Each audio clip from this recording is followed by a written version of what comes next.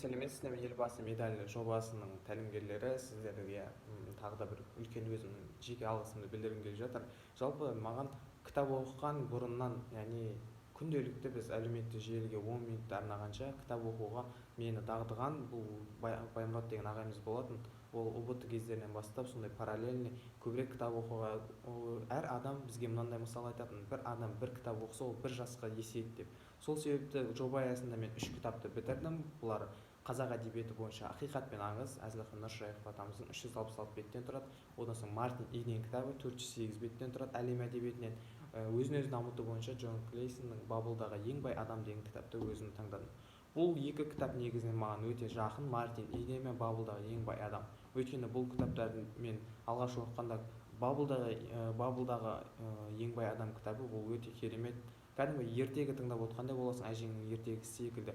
Өте жеңіл әрі де түсінікті мысалдармен, Аркад деген адамның өмірден алған мысалдарымен кереметті. Яғни жастар бойындағы бір тек қана таланттарына ғана сеніп қана қоймай, өздері шынымен айтады ғой, 1% талант, 99% еңбек дегенге 100% сенім артуға осы кітап себепкер болады. Мартин Иден кітабы да өте мотивациялық кітап, әлем әдебиеті болғанымен бұл жастардың, яғни өте қызық. Бұл Мартин Иденнің қандай жай ғана теңізшіден қандай дәрежеде ұлы жазушыға дейін айналғандығы жайлы баяндалса, соңғысы Ақиқат пен аңыз бұл нағыз ержүректі, елім дейтін, жерім дейтін, яғни намыс отына кернеген адамдарға арналған.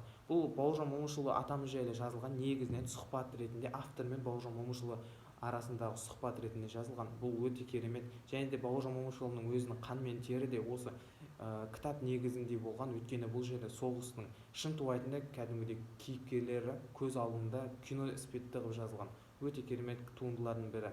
Ал бұл жоба аясында жалпы негізінен кітап оқу дағдысы әліге дейін сақталып келе жатыр. Өйткені бұл жоба аясы 3 айға жуық болса, біз бір айда кем дегенде бір кітаптан, яғни 400 беттен 300 беттен минималды бітіріп отыруымыз керек болды.